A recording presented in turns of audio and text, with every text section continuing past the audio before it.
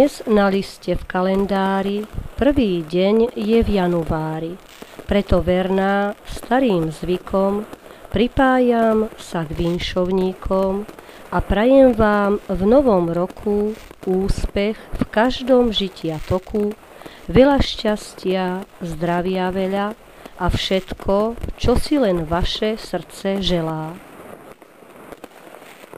Ctení obyvatelia, priatelia a ľudia srdcom blízkym krajnému. Ani sme sa nenazdali a opäť stojíme na prahu nového roka, na začiatku roka, keď máme možnosť želať si, aby sa splnili všetky naše predstavy, predsavzatia i sny. Väčšina z nás si plnými dúškami vychutnávala voľné chvíle na načerpanie nových síl a elánu do budúcich dní, na silvestrovskú noc a privítanie nového roka. Ešte doznieva štrngot pohárov s perlivým šampanským, blahoželania a podávania rúk s prianím všetkého dobrého, ale neskôr, keď chvíle sviatočné vystriedajú dni všedného života, budeme uvažovať, čo nás čaká v roku 2014, aký to rok bude. Musíme si všetci uvedomiť, že len spoločným úsilím dokážeme realizovať predsavzaté úlohy. Mnoho vecí záleží iba od nás a každý deň ponúka množstvo príležitostí. Nebudem v tejto slávnostnej chvíli spomínať všetko, čo sa za uplynulý rok v našej obci podarilo či nepodarilo vybudovať.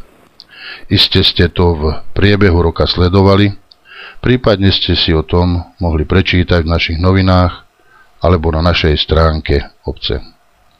Niektoré veci sa zrealizovali aj vďaka vašej podpore, nápadom a aktivitám. Preto aj v nasledujúcom období uvítame podnety, ktoré prispejú na zlepšenie a skvalitnenie našej práce, a to nie len práce obecného úradu a práce poslancov obecného zastupiteľstva, ale aj práce členov jednotlivých organizácií pôsobiacich v našej obci a všetkého, čo môže zlepšiť náš spoločný život v našej obci. Chcem sa z tohoto miesta poďakovať vám všetkým, ktorí ste svojou prácou a snahou prispeli k rozvoju a zveľaďovaniu našej obce. Ďakujem vám všetkým jednotlivcom, obyvateľom našej obce, organizáciám pôsobiacich v našej obci, podnikateľom Evangelickej cirkvi Augsburského vyznania v Krajnom, ale aj zamestnancom obce, úradu, technického úseku, základnej školy s materskou školou a v neposlednom rade našim poslancom vecného zastupiteľstva v Krajnom, s ktorými sa spoločnými silami snažíme každoročne riešiť potreby a problémy našej obce.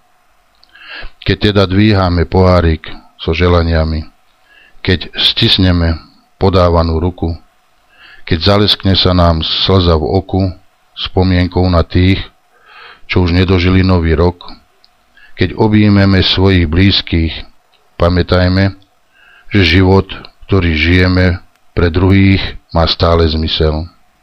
Želám vám viac krajších dní ako tých horších, viac lásky ako nenávisti, viac hojnosti a radosti ako smútku a trápenia, pevné zdravie a veľa úspechov v pracovnom i osobnom živote.